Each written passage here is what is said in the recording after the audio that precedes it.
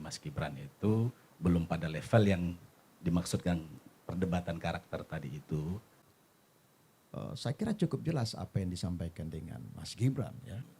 Sehingga orang mampu bisa menilai, wah ini kurang etik. Di dalam perang Mahabharata juga tidak ada yang namanya etika. Debat itu sebenarnya hanya permainan kata-kata saja. Memang Mas Gibran yang memang nggak ngerti juga gitu. Tribuners, saya akan membuka diskusi kita hari ini dengan pantun. Siang hari makan soto babat, enaknya makan di pengkolan. Debat cawapres sungguh hebat, penuh gimmick, gagasan, dan sentilan. Saya ke Bang Arjal, langsung nih Bang, untuk menjelaskan bagaimana pertanyaan-pertanyaan tadi. Jadi ini setelah debat itu kan sekali baca-baca juga bahwa sentimen-sentimen terhadap aksi-aksi Mas Gibran kemarin juga bermunculan. Dan apakah ini juga akan berpengaruh pada elektabilitas segala macamnya? Silakan Bang. Makasih banyak Mas Agus dan para narasumber yang saya hormati, bahwa debat cawapres ini debat keempat ya sebetulnya, untuk cawapresnya yang kedua. Terus sudah kita lewati, ya sebetulnya kalau menurut saya tidak panas. Ya, nggak panas ya? Seru-seru aja sebetulnya. Sama dengan pantun Mas Agus tadi, dengan berbagai gimmick ya, berbagai penyampaian gagasan, ide, ya saya kira sah saja gitu ya.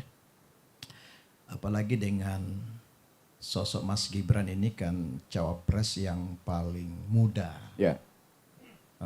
Jangan-jangan ada Mas Gibran itu sehingga selalu seru gitu ya, seperti itu. Jadi soal plus minus elektoral ya masyarakat bisa menilai gitu seperti itu. Tapi bagi kami tentu dalam penampilan beliau, Mas Gibran sebagai cawapres ya luar biasa bagus tentunya. Ya, bagaimana menjelaskan berbagai banyak hal sesuai dengan tema yang diangkat pada saat itu, masalah sumber daya alam, lingkungan, agraria dan lain sebagainya. Saya kira beliau juga walaupun dikategorikan sosok anak muda yang akan menjadi pemimpin ya untuk secara nasional itu, saya kira tidak bisa dipungkiri soal kemampuan beliau. Jadi kami yakin dengan debat cawapres kemarin itu semakin memastikan dan meyakinkan masyarakat untuk menuju ke TPS dengan 02. Seperti itu Mas. Ya, saya memang sempat searching kemarin di Google Trend, pencarian Gibran memang paling tinggi. Iya. Di saat jam itu, setelah jam itu beberapa saat. Iya. Dan ada juga sentimen-sentimen negatif yang muncul di samping itu. Ada muncul berbagai macam. Soal kata-kata tak beretika dan segala macam. Nah, gimana menjelaskan itu, Mas? Iya, saya kira memang soal etika ini memang pemilu presiden 2024 ini sangat luar biasa ya. Di awal kita sudah selalu bicara soal etika. Betul. Ya, etika. Dia sosok yang muda, dengan gaya anak mudanya, cara dialognya seperti itu. Jadi etika ini kan norma, melihat orang memandang dari sisi mana gitu, seperti itu. Ya, sama misalnya kalau kita ini kan soal usia Mas Gibran itu 35, 36. Sementara Pak Cawapres yang lainnya itu ya mungkin dari 01 lebih dari 50 Bang ya. 56 ya. Mungkin Pak Prof Mahfud lebih senior lagi dari sisi itu. Jadi ketika dibanding-bandingkan juga dengan sisi usia antara Pak Prabowo dengan Pak Anies sebagai capres, begitu pun juga dengan Pak Ganjar, ya agak kurang lebih sama ininya gitu. Jadi Ya mungkin Prof Mahfud mengatakan ini gimmicknya Mas Gibran, gayanya begitu. Memang gayanya gaya anak muda, ini juga memang ya menjadi perhatian kita gitu ya. Karena beliau sosok yang muda. Saya melihat 3 cawapres ini masing-masing tampil dengan dirinya Mas. Ya, baik 01, 02, termasuk 03. Sebagai guru besar ya yang punya pengalaman cukup panjang. Jadi debat malam itu ya 21 Januari Ahad malam para cawapres kita ini tampil dengan dirinya masing-masing itu. Berbeda dengan debat-debat sebelumnya, cawapres sebelumnya gitu ya kan gitu ya. Kalau kemarin saya jujur saya puas menonton itu, menyaksikan ketiga pasangan calon ini. Ya. Dengan dirinya tampil menyampaikan apa yang dia pahami, dia kuasai, dia ketahui. Ya dengan segala gimmicknya biasalah dalam politik kan seperti itu. Jadi itu bagi kami sebagai warga masyarakat yang punya hak pilih sangat asik menyaksikan itu. Makanya saya katakan bukan panas tapi seru-seru saja sebetulnya. Seru-seru saja. Iya masih terkendali masih. Ya. Itu. Sekalian dijawab soal tadi Bang. Apakah sentimen ini bisa malah menahan laju dari elektabilitas? Kalau nggak salah malah stagnan di 40-an, 2, 4, 3. Dan terakhir kemarin Pak Jokowi ngomong, sampaikan dia akan bahwa presiden boleh kampanye dan boleh memihak. Meskipun Pak Jokowi juga tidak mengatakan akan berkampanye. Ya. Kira-kira korelasinya apa tuh? Iya, ini kan tafsir masyarakat beragam ya. Ya, betul. Ada yang mengatakan tafsir bahwa ngelai Pak Jokowi, Pak Joko Widodo menunjukkan ketegasannya atas keberpihakan misalnya. Ya, ya. Atau bisa juga menyampaikan norma bahwa memang tidak ada larangan kan. Ya, betul. Tidak ada aturan yang melarang seorang pemimpin itu berpihak atau berkampanye terhadap salah satu calon. Jadi itu aturan yang kita pahami bersama seperti itu.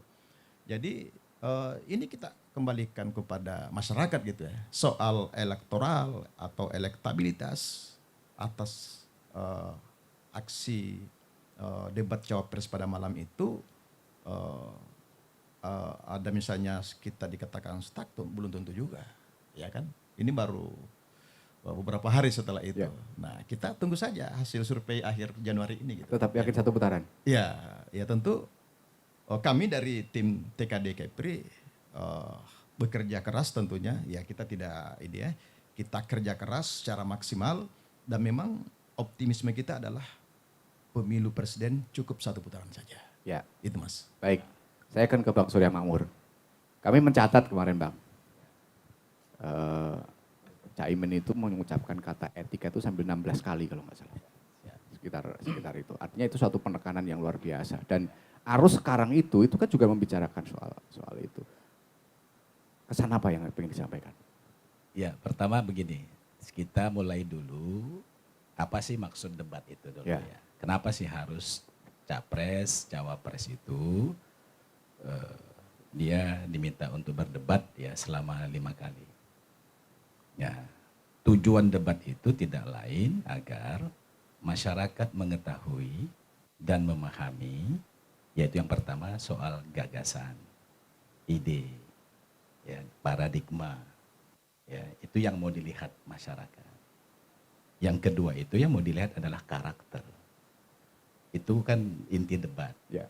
Jadi bagaimana seorang pemimpin itu diuji karakternya. Apakah dia karakternya itu memang menjadi seorang negarawan yang sejati atau kategori levelnya itu belum mencapai ke sana. Itu yang mau dilihat.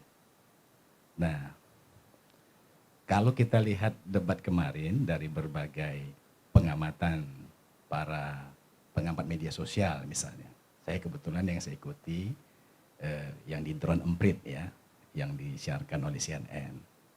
Debat malam itu, sentimen positif itu kepada Gus Muhaimin atau Gus Imin itu 80%.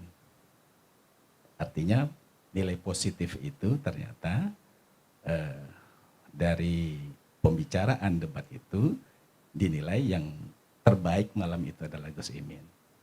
Baru setelah itu Pak Mahfud, baru kemudian Mas Gibran. Mas Gibran malah mendapatkan sentimen negatif yang paling besar.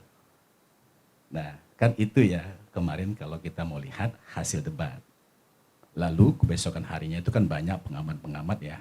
Dan waktu itu juga ada pengamat, salah seorang pengamat political branding ya, Mas Willy Wisesa ya. Itu dia malam itu juga menyatakan bahwa debat malam itu dia mengatakan yang punya nilai positif itu ya Gus Imin.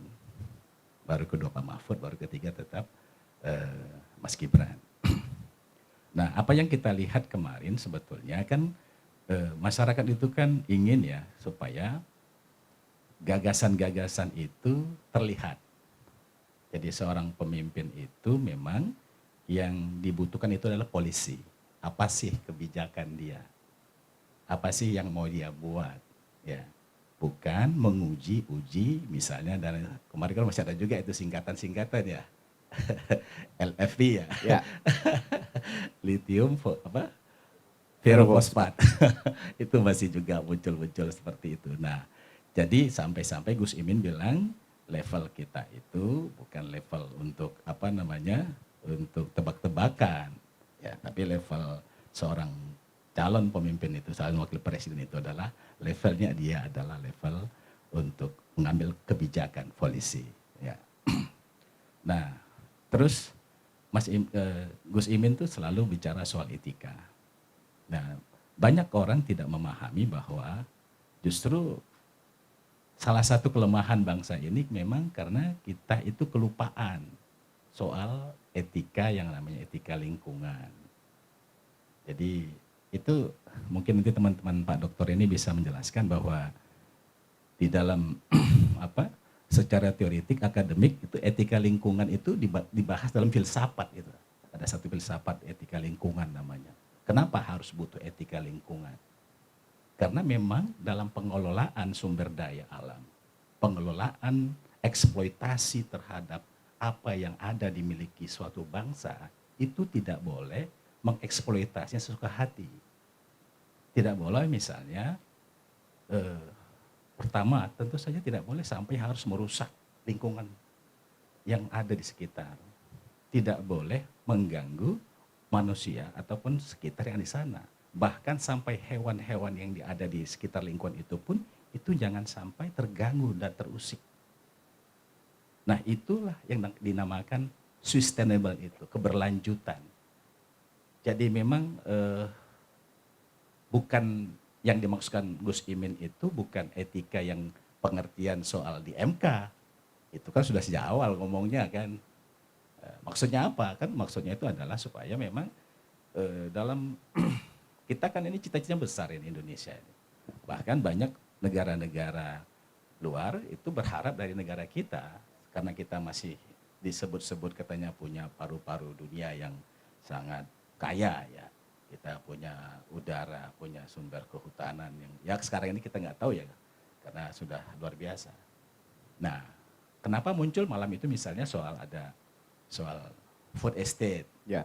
Nah, itu kan salah satu bentuk nyata di mana rejim hari ini mengeksploitasi hutan. Ya, yang katanya konon ingin membangun lumbung pangan di sana. Tapi ternyata kan kalau bahasa Gus Imin itu adalah ugal-ugalan. Sudahlah hasilnya tidak ada, ya tidak berhasil, tidak ada panen. Bahkan malam itu saya heran juga Mas Gibran berani mengatakan ada panen. Maka ada istilah sekarang ini ditanam ubi yang tumbuh jagung. Kan itu. Kalau itu. Nah, jadi saya melihat sebetulnya bagi kita, ya kita terutama di Kepri, saya pikir satu gagasan yang menurut saya memang harus ada ya ke depan ini. Memang etika kita ini dalam mengeksploitasi lingkungan itu, karena kita ini kan Kepri ini ya ada tambangnya, ya kita punya bauksit, kita punya pasir kuarsa, ya, dan kita punya granit, dan kita punya timah. Nah ini kan kita ini sangat luar biasa kekayaannya. Nah, apakah kita ini kalau misalnya eksploitasi ini tanpa ada tanpa ada remnya, tanpa ada yang tanpa ada nilai yang harus hadir di dalam eksploitasi itu, kita khawatir juga kondisi kita di Kepri ini. Saya melihat kemarin kenapa tidak jadi ya pasir laut misalnya. Saya pikir karena memang banyak aktivis lingkungan yang mengkampanyekan ini ke luar negeri. Karena kita tahu dulu ketika eksploitasi pasir laut kita itu yang luar biasa ugal-ugalan itu kan kita tahu Karimun itu warna air lautnya coklat. Ya. Mas Agus lihat sendiri, karena kita sudah tahu ya kita datang melihat secara langsung apa segala semua gitu loh. Nah itu kan fakta ya. Nah maka saya melihat begini, jadi dalam perdebatan kemarin ya tanpa bermaksud bahwa sesungguhnya tampilan dari Mas Gibran itu belum pada level yang dimaksudkan perdebatan karakter tadi itu. Ya saya pikir memang akhirnya banyak masyarakat itu yang agak merasa bahwa kok debatnya tidak sampai kepada substansi. Ya, ada berpikiran Apakah seperti itu kaitan dengan terakhir kali Cak Imin juga menyampaikan hanya berterima kasih ke Pak Mahfud MD waktu setelah itu? Nggak ada kaitan gitu? Nggak ada kaitannya. Maksud saya memang kan sebetulnya kan kita kan ingin menggali apa sih kebijakan daripada calon pemimpin kita. Nah, jadi saya terus terang saja 02 saya tidak melihatnya bahwa dia punya gagasan untuk kebijakan-kebijakan terhadap lingkungan. Ya, bahkan misalnya gini loh, soal petani ya. Itu Gus Imin kan jelas ya. Memang ada kalimat dari yang sebetulnya kalimatnya indah itu dari Mas Gibran. Ada smart farming. Tapi betul. Mas Gibrannya nggak menjelaskan. Apa iya sekarang smart farming itu bisa diwujudkan? Kenapa anak-anak muda nggak mau lagi jadi petani? Gimana mungkin? Orang lahannya nggak ada. Kan 16 juta itu lahan pertanian di Indonesia itu petani itu hanya punya 0,5 hektar. Bagaimana mungkin orang tertarik lagi menjadi petani? Janji dulu ya, janji Jerujim ini dulu kan 2 hektar itu diberikan lahan. Nah itu kan redistribusi aset itu kan tidak terjadi. Maka reforma agraria yang ditawarkan oleh Gus Imin itu adalah bagaimana redistribusi aset terhadap para petani itu harus direalisasikan. Kalau hanya masih 0,5 ya gimana orang mau tertarik menjadi petani. Jadi anak petani itu gimana dia orang petani lahan ayahku saja cuma 0,5. Gak lebih dari itu. Nah maksud saya seperti itu. Jadi jangan menggunakan istilah-istilah tapi tidak memahami istilah itu gitu loh. Nah maunya itu yang harusnya hadir. Jadi jelas gagasannya itu apa gitu loh. Ya baik. Sebelum ke Cak Nuryanto saya akan mengkonfirmasi tadi. Karena harus dikonfirmasi soal belum sampai level itu. Tadi disampaikan gitu. Mas Gibran belum sampai level pada gagasan itu. Gimana? Iya, sahabat kita Bang Surya dari 01 sah-sah saja berpandangan seperti itu ya. Bahwa Mas Gibran secara dialog dianggap belum sampai ke level itu. Tapi sesungguhnya kalau kita mencermati dari berbagai penyampaian mulai dari visi, misi sampai dalam dialog-dialog itu saya kira cukup jelas apa yang disampaikan dengan Mas Gibran ya. Misalnya bagaimana kan ada pertanyaan itu bagaimana hari ini masyarakat desa itu lebih senang mencari pekerjaan ke kota, urbanisasi kan, urban gitu. Nah, itu terjadi memang di berbagai kampung-kampung seperti itu. Jadi seakan-akan masyarakat kita ini berlomba-lomba meninggalkan kampungnya. Halamannya. Ya, mungkin termasuk saya Bang Surya. Seperti itu.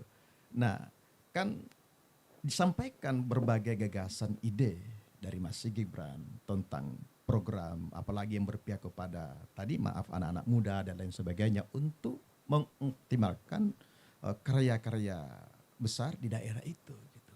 Memberdayakan ya masyarakat desa itu, membuat usaha-usaha yang lebih kreatif sehingga dia anak-anak muda ini ya termasuk petani itu sendiri lebih merasa ada di daerahnya. Jadi memang kalau kita lihat sebetulnya Mas, ya mungkin termasuk kita mengalami, kita ini yang alumni, kadang memang pemerintah itu dulu tidak kita diperhatikan, tidak diberdayakan.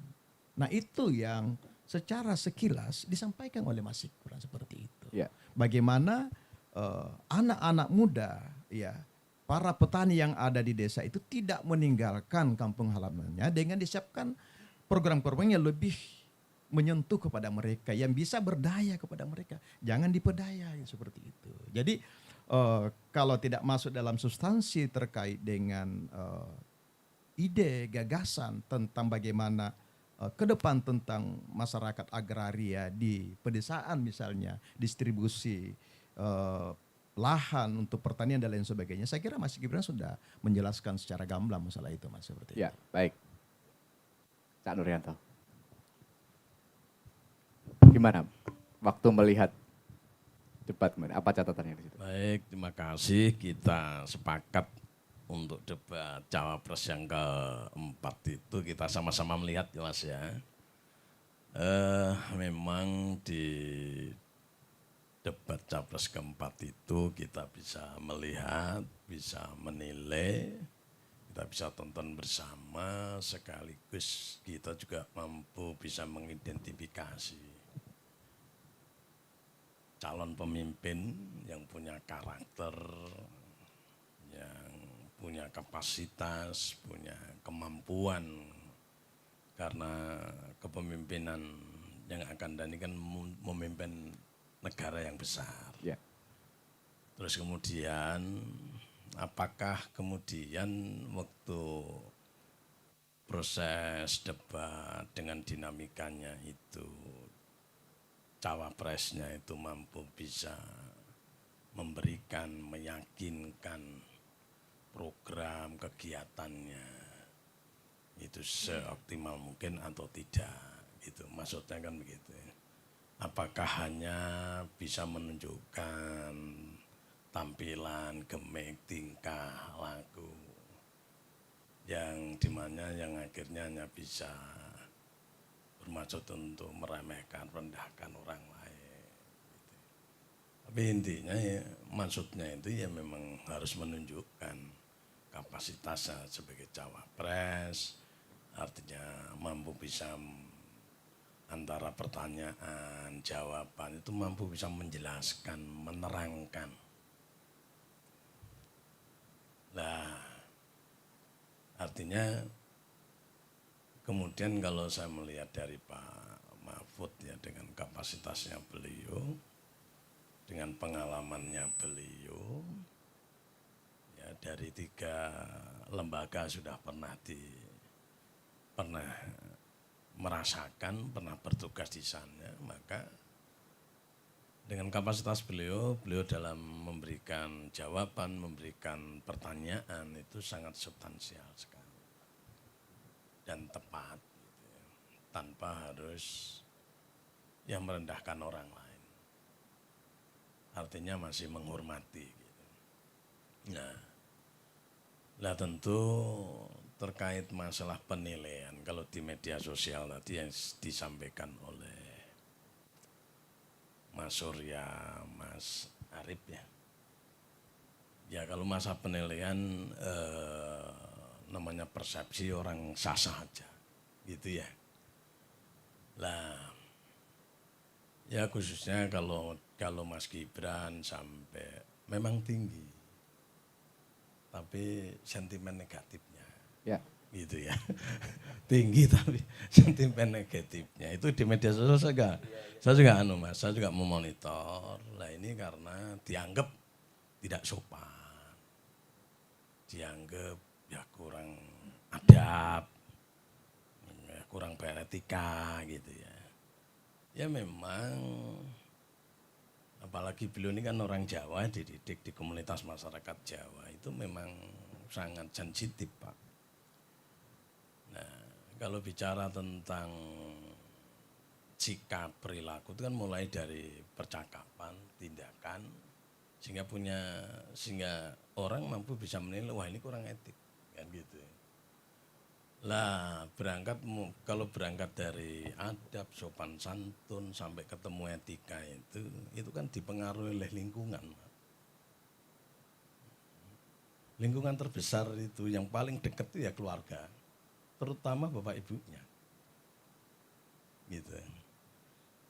Lah kalau misalkan Mas Gibran ini dilihat kurang sopan, kurang adab, ya itu mungkin pengaruh dari orang tuanya. Atau jangan-jangan ngomong begitu karena sudah mulai menyeberang sehingga disampaikan begitu. Loh enggak, ini kan bicara di media. Oh ya, ya. Ini kan bahasa menilai. Iya. Gitu loh. Iya. Ya itu bisa jadi gitu. Maka lah kita kan berharap dengan hasil debat capres itu kan mampu bisa meyakinkan publik. Mana yang terbaik calon kita ini. Mulai dari perilakunya, tingkahnya, terus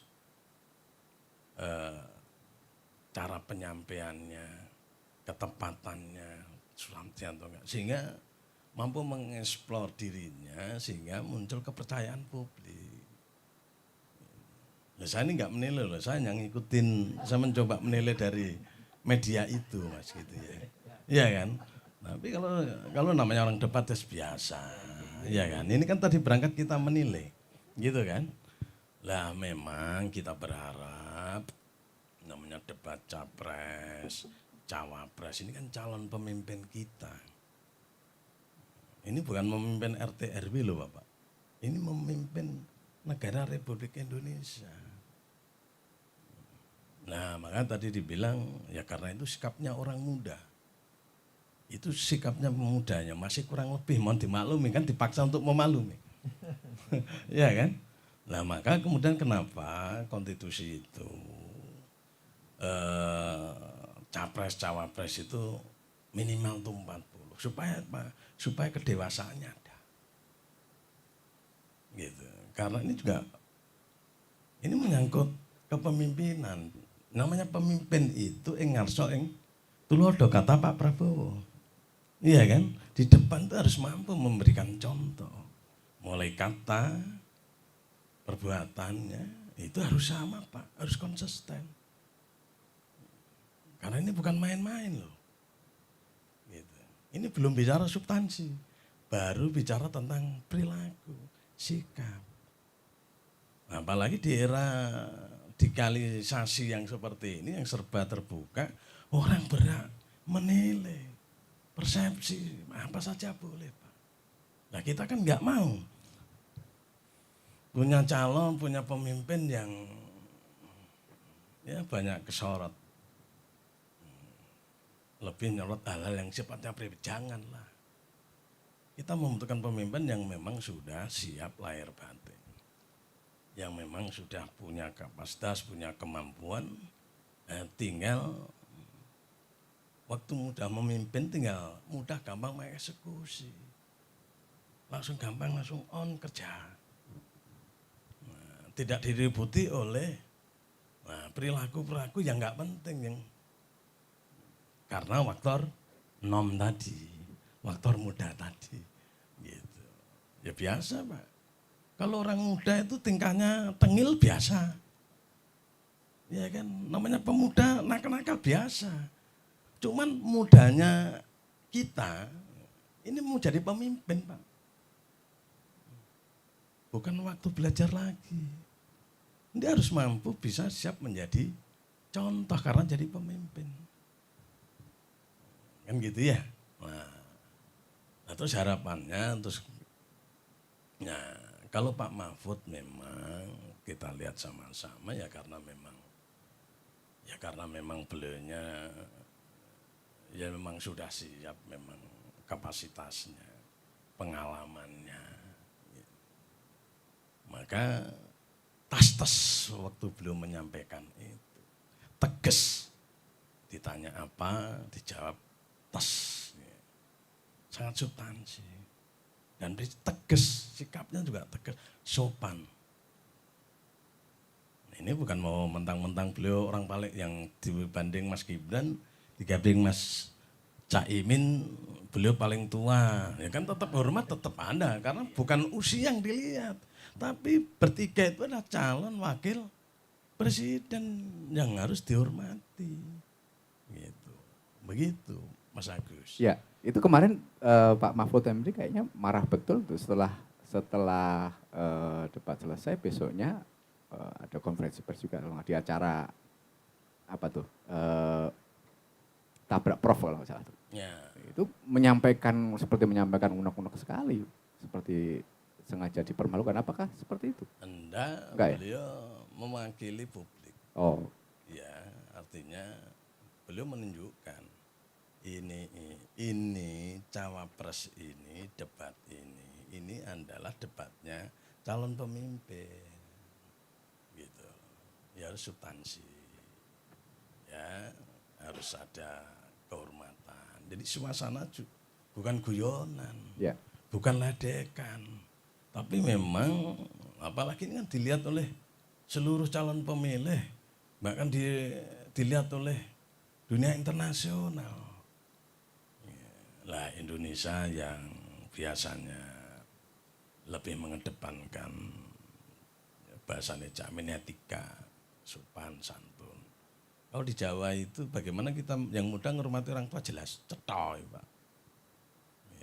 Itu jelas sekali.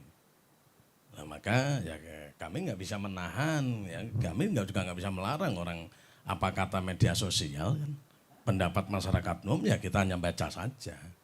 Tapi ke depan ya kita berharap. Merasa diuntungkan dengan itu? Hah? 03? Merasa diuntungkan dengan hal-hal itu? Enggak, kalau saya bagi orang negarawan ya cuman ya nanti malu. Yang malu tuh negara, Republik Indonesia. Karena apa? Kita ini tampil ya sebagai cawapres untuk Indonesia. Perilaku kita, ucapan kita, tindakan kita itu merepresentasikan perilakunya bangsa Indonesia.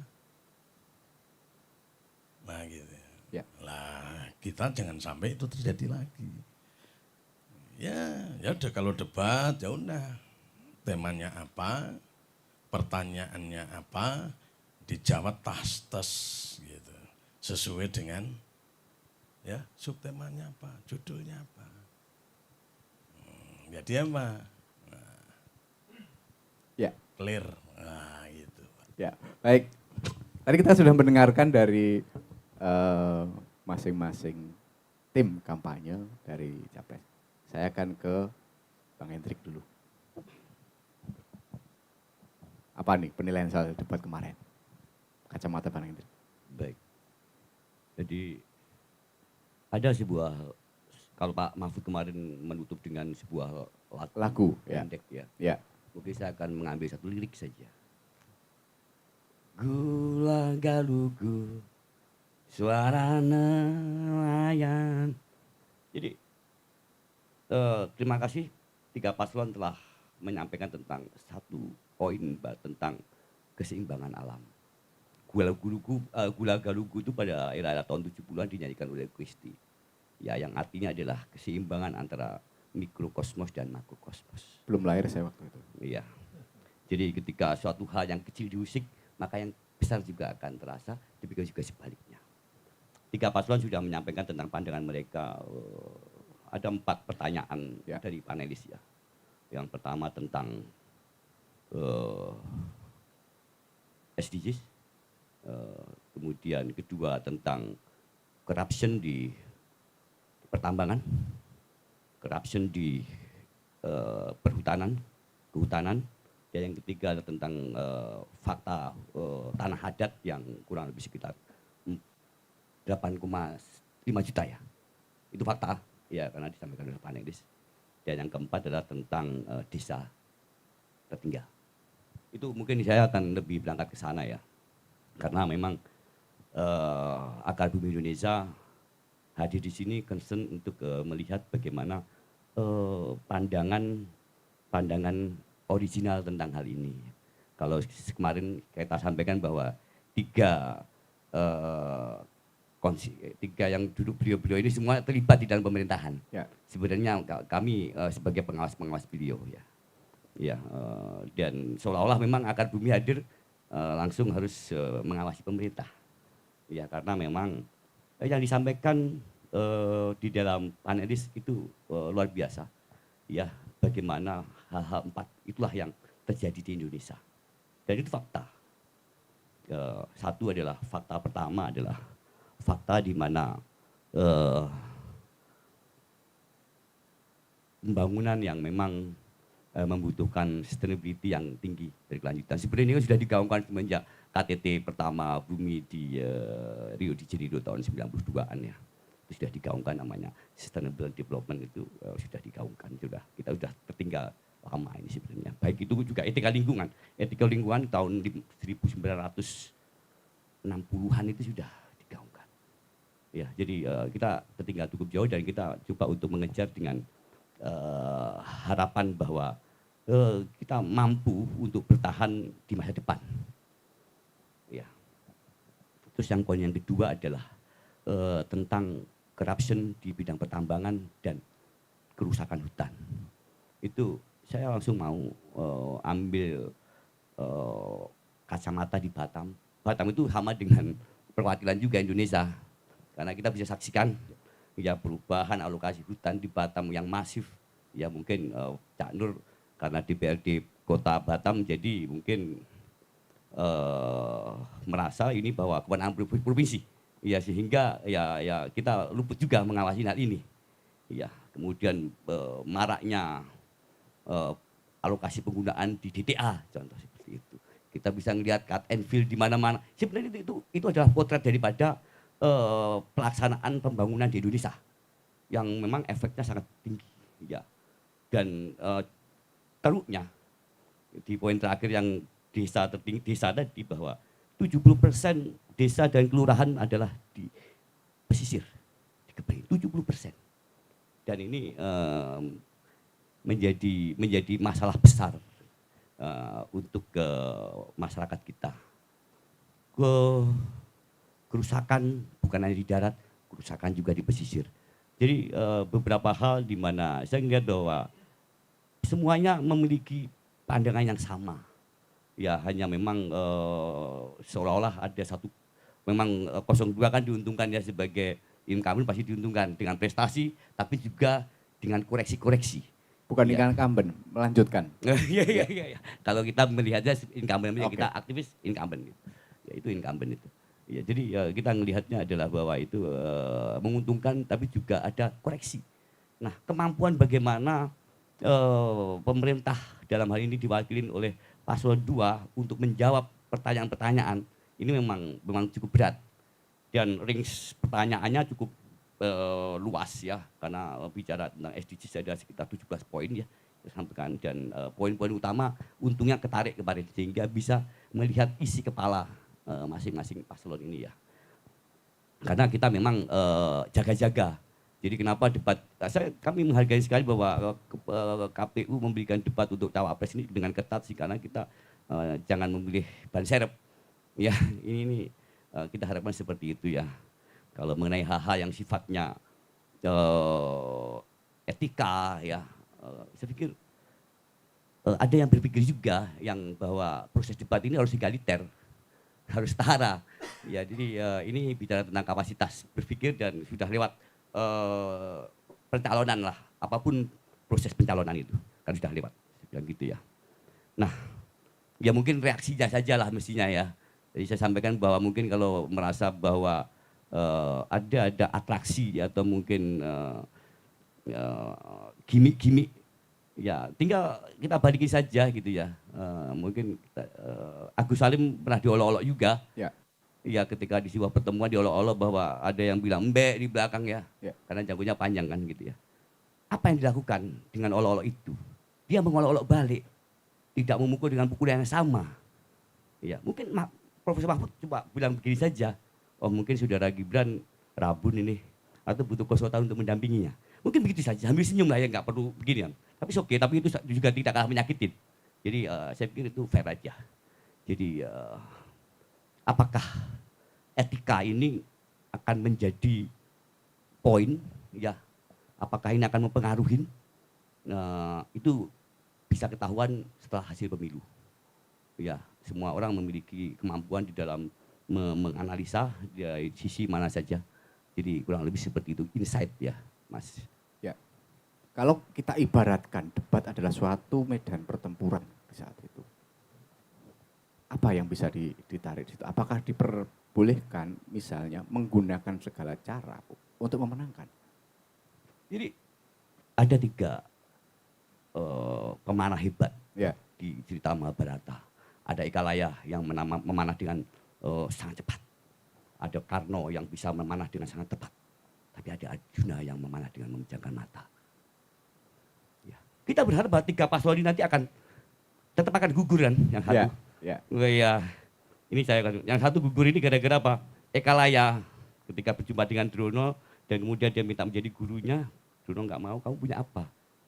Ada namanya guru Daksini. Guru Daksini adalah sebuah janji murid bahwa apa yang diminta guru harus dilaksanakan. Oke, Ekalaya saya minta jari telunjukmu. Diberikanlah jari telunjuknya. Ekalaya bahkan tidak sampai perang Mahabharata dia udah mati. Sengaja dipotong jari telunjuk, entah siapa ini konotasinya nih, siapa paslon yang telah dipotong jari telunjuknya. Ya, oke, akhirnya terjadi duel ini. Di dalam perang Mahabharata juga tidak ada yang namanya etika. Ya. Ya, perang tidak membicarakan tentang mana yang baik, mana yang benar. Dalam kontestasi ini, ya bukan yang pintar melawan yang bodoh, bukan. Ya ini yang beruntung aja mendapatkan kesempatan, saya pikir seperti itu. Jadi pertarungan duel ini adalah bukan gagasan bersama. Ya ini strategi.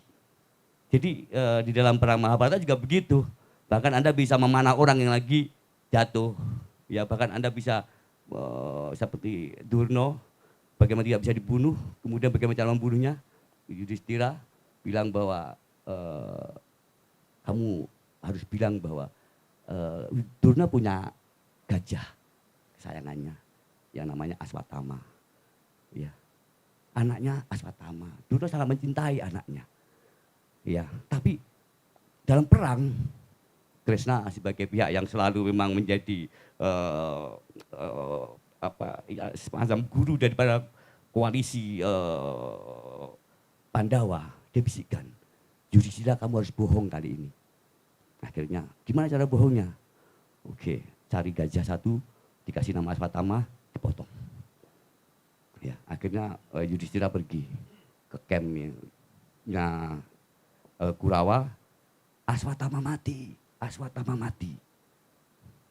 Ini strateginya untuk melemahkan hati Durna dan akhirnya Durna pun lebih baik aku menjemput anakku daripada menjemput kemenangan kaumku. Jadi dalam strategi perang apapun bisa dilakukan. Tapi itu tadi apakah etika itu menjadi tersingkirkan di Indonesia yang ketimuran ini? Kita akan lihat hasilnya nanti setelah pemilu. Ya. Artinya finalnya pada 14 Februari nanti. Sekarang Mbak Lina. Apa catatannya? Saya mulai dari mana, Mas? Dari boleh hasil debat kemarin, pandangan soal debat kemarin? Dari Batu Aji ke Batu Ampar. Sehingga sebentar di Nagoya. Ya. Diskusi hari ini digelar, semoga berkah bagi semua. Itu ngeledek Mas Agus saja. Oke. Baik, mohon maaf sebelumnya, saya mau berikan pandangan sedikit ya. Jadi kalau tadi saya suka sekali dari ruang transit itu terkait bicara Mahabharata, mitologi Jawa. Tapi ada sedikit, saya sambung dikit ya Mas, nggak apa-apa ya. Ada mitologi Yunani yang bicara tentang debat.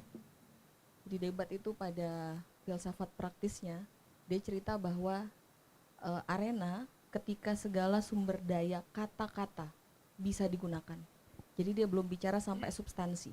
Dia baru bicara pada kemampuan kata-kata untuk menjatuhkan orang lain. Menjatuhkan dalam artian untuk menuju kemenangannya. Dia belum bicara substansinya, Mas. Itu yang dari mitologi Yunaninya. Nah, kemudian debat itu akan selalu melekat dengan yang namanya etika. Kalau di beberapa diskusi kita sebelumnya sempat saya sampaikan bahwa debat itu sebenarnya adalah produk dari demokrasi. Demokrasi yang kita ambil dari mana sih? Dari Barat ya Mas, dari Amerika. Kita nggak punya mohon maaf, dari founding fathers kita dulu, kita nggak punya ada semacam model debat begitu. Boleh dicek di buku sejarah manapun. Tidak ada konsep debat, yang ada adalah aklamasi, musyawarah mufakat, itu yang founding fathers kita ajarkan. Kalau kemudian hari ini dua hal tadi menjadi salah satu tolak ukur, debat dan etika tadi.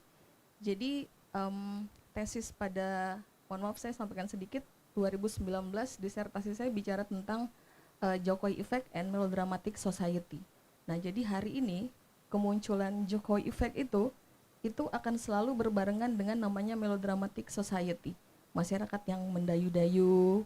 Sebenarnya yang kita diskusikan pada lokus yang di atas, itu yang menguasai hanya elit saja.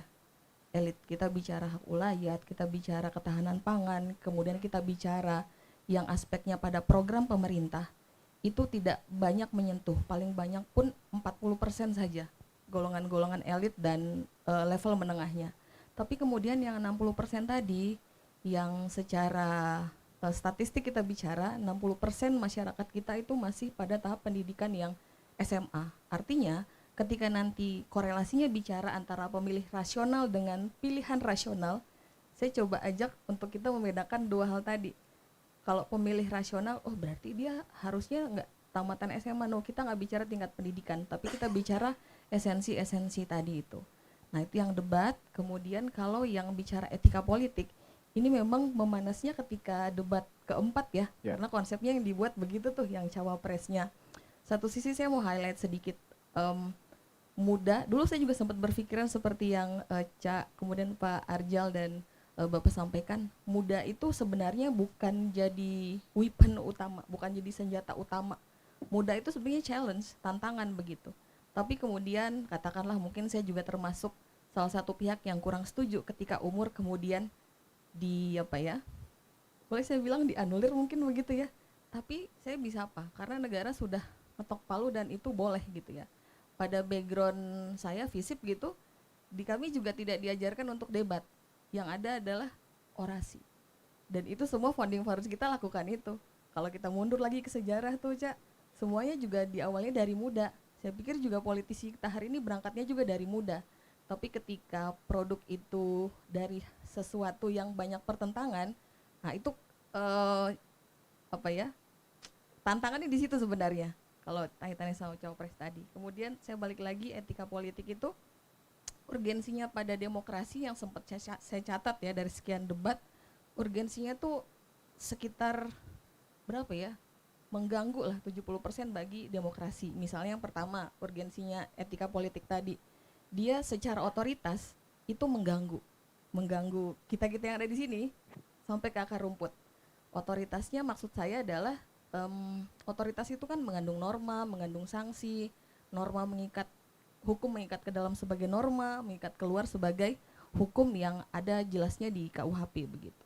Lalu kemudian dia menggerogoti demokrasi, etika tadi ya, dalam bentuknya adalah menyakiti.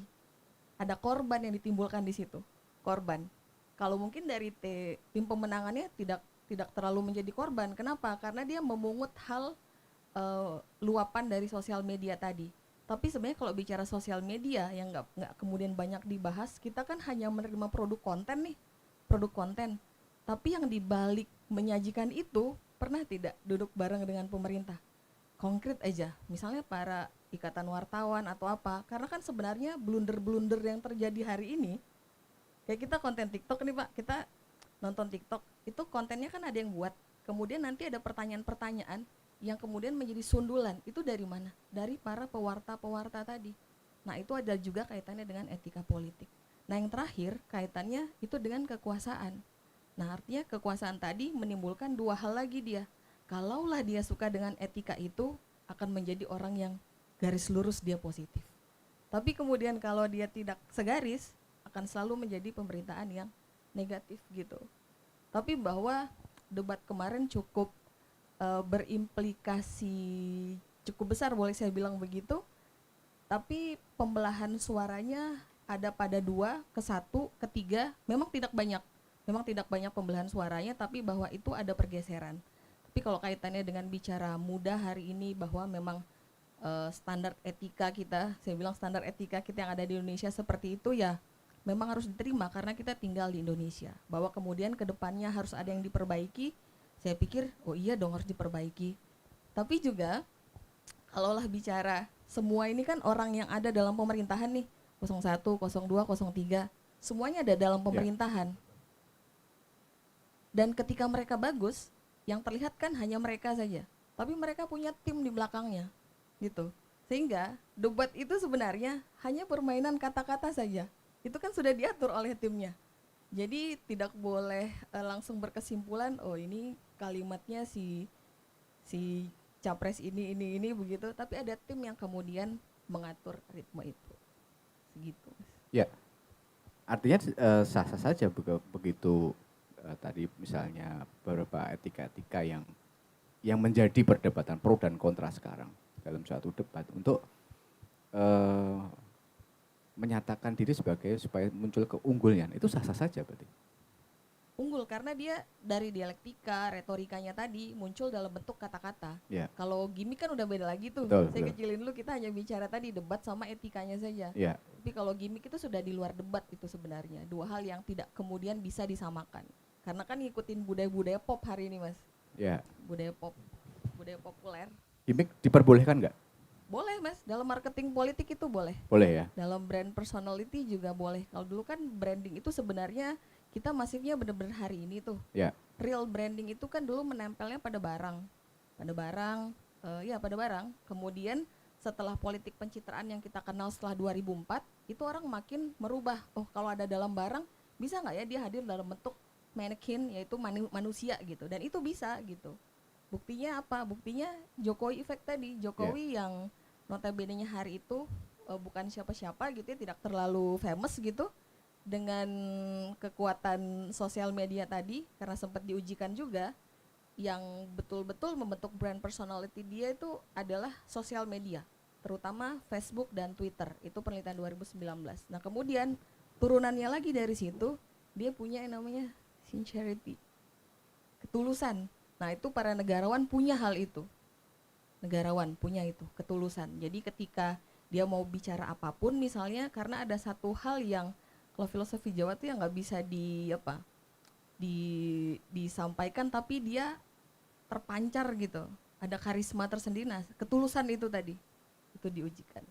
ya, baik. Bang Yono, apa nih catatannya untuk debat kemarin?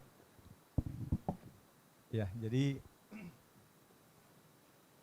kalau kita melihat sampai dengan kemarin ya, itu dalam tanda kutip bisa kita katakan Mas Gibran ini sebagai trendsetter ya. Trendsetter ya? Pencipta trending topik ya. Ya, Dari sejak debat yang awal dia mengeluarkan gimmick-gimmick atau istilah-istilah yang memang tidak lazim didengar di Indonesia. Mulai dari SGIE, kemudian carbon capture, carbon storage, kemudian diulang lagi di LFP dan juga ada green inflation. Semua istilah yang selama 10 tahun kepemimpinan bapaknya itu belum pernah tercatat di dokumen kita. Boleh dibuktikan. Jadi dia istilah-istilah yang tidak umum yang memang dia sendiri tidak paham. dia sendiri tidak paham. Betul. Dia sendiri tidak paham.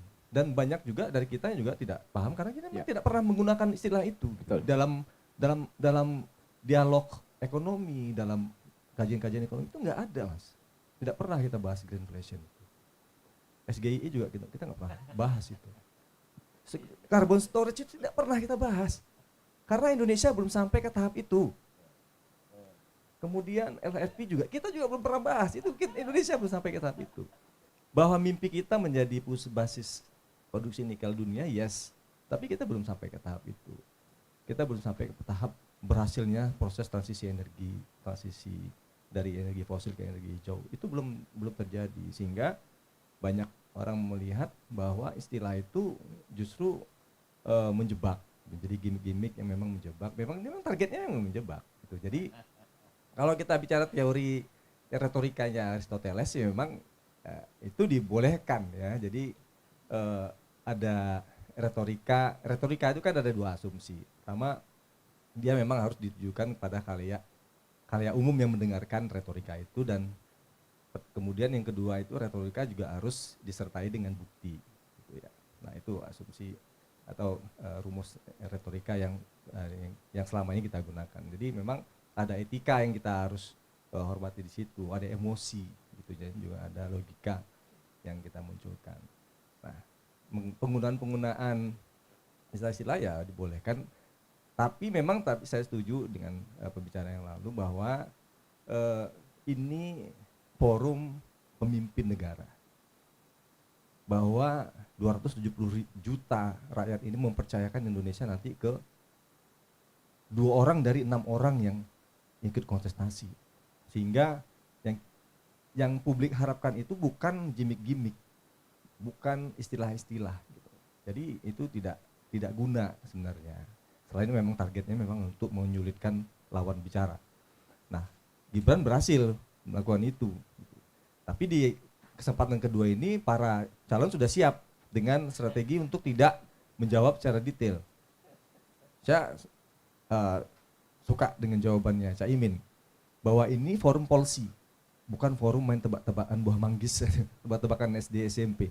Ya, betul, memang itu tidak perlu dijawab secara detail. Jawaban Prof Mahfud juga didului dengan gaya celingak-celingukannya Mas Gibran gitu ya, dan dijawab dengan balasan dengan Pak Mahfud. Betul, harus digituin. Memang nggak perlu dijawab secara detail. Dan Prof Mahfud sudah menjawab ekonomi hijau secara gamblang, itu sebenarnya sudah menjawab. Greenflation itu secara umum sudah terjawab di situ. Cuman memang Mas Gibran yang memang nggak ngerti juga gitu, dan karena memang saya sampaikan di awal tadi, istilah itu memang belum lazim. Jadi tim promosi juga memang masih ngambang juga memberikan feeding memberikan feeding ke Mas Gibran, sehingga akhirnya dia memberikan contohnya salah dan Prof Mahfud pun akhirnya mengkick balik, justru terlihat seperti mengarang. Nah, jadi yang mau kita lihat adalah nanti di debat berikutnya ya tetap retorika, tapi kita ingin itu gagasan yang murni gitu ya, bahwa mereka itu adalah pemimpin negara yang nantinya akan memimpin republik ini. Nanti debat terakhir kalau bisa hindari gimmick-gimmick lagi lah. Jadi tetap sampaikan aja argumentasi, boleh namanya debat harus saling perang argumentasi, ya itu boleh gitu. Tapi jangan lagi disuguhkan dengan gimmick-gimmick yang bisa mengubah keyakinan publik terhadap kualitas masing-masing calon. Nah, kita inginnya seperti itu karena ini kontestasi yang mahal gitu ya. Perkara apakah dia satu putaran atau 2 putaran itu nanti kita akan lihat. Tapi yang jelas kita ingin pemimpin ke depan, pemimpin yang berkualitas, yang bisa membawa Indonesia keluar dari masalah-masalah yang kita hadapi hari ini, yang bisa membawa Indonesia lebih baik lagi ke depan, ya, menghadapi berbagai ancaman yang ada di dunia luar. Demikian Mas. Ya, kira-kira dengan ungkapan-ungkapan yang mungkin jarang digunakan dalam diskusi, digunakan dalam perdebatan, apakah itu tidak menunjukkan upaya untuk membuktikan bahwa seorang visioner? Nggak ada kaitannya Mas. Nggak ada kaitannya. Kalau saya menggunakan istilah-istilah asing di forum ini, apakah Mas bilang bahwa saya adalah orang hebat, orang pintar? Enggak juga. Karena itu bukan keilmuan saya misalnya. Keilmuan saya di manajemen. Saya akan sampaikan ya kaitannya dengan putarannya ilmu manajemen dan strategi saja gitu. Di luar itu saya nggak berani ngomong. Saya kan nggak berani di forum ini kita berdebat soal LFP, saya angkat tangan. Saya nggak berani. Tapi kalau kita berdebat soal greenflation, soal green energi, green teknologi, mungkin bisa kita diskusi. Karena itu memang masuk dalam rumpun ilmu yang saya pelajari. Tapi di luar itu ya saya katakan. Nah, artinya begini, janganlah kita menggunakan istilah-istilah yang memang tidak lazim dan kita juga tidak paham. Itu menjadi sebuah diskursus dalam sebuah diskusi yang akhirnya saling menjatuhkan. Nah, itu yang tidak boleh gitu. Jadikanlah retorika itu dengan sesuatu yang memang ada bukti wujudnya gitu. Jangan kita hadapi. Greenflation itu kita belum sampai ke sana karena masalah Indonesia sendiri itu masih pelik. Mengatasi kelangkaan cabai, masalah kenaikan BBM, masalah pengangguran, gitu, masalah beras, swasembada. Gitu. Itu problemnya lebih perlu dipikirkan dibandingkan soal greenflation tadi. Dan kemarin tidak dibahas secara detail soal itu dibahas. Ya. Yang substansi yang dihadapi masyarakat. Sustainability tadi gitu. Ya. Bagaimana Indonesia bisa membangun sebuah industri pertanian yang berkelanjutan untuk mencapai target swasembada? Udah 10 tahun loh. Ya. Pemerintahan Presiden Jokowi dan kita belum sampai swasembada.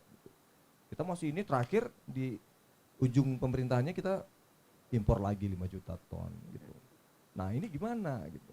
Ada nggak konsep seperti itu? apa yang mau ditawarkan baik oleh paslon 1, 2, 3 ini terhadap konsep membangun pertanian yang berkelanjutan. Nggak ada, belum terlihat secara jelas bagaimana swasembada itu. Tiga-tiganya belum menyampaikan. Belum menyampaikan. Nah, itu tadi balik tadi ke masalah bagaimana mengembalikan lahan-lahan yang sudah dikuasai itu menjadi lahan pertanian.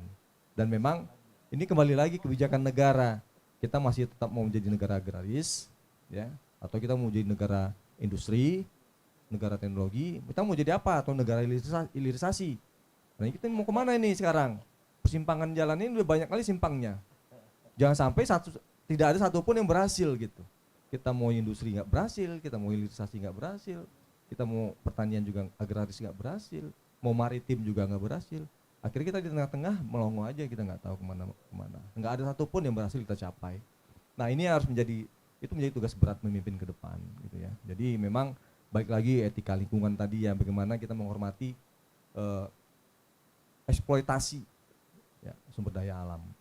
Yang namanya eksploitasi itu nggak ada, lahannya bagus tuh nggak ada. Ya. Dimanapun, kita lihat di Maluku Utara, eksploitasi nikel habis. Nanti kalau di Lingga ada eksploitasi kuarsa, pasti habis, pasti rusak.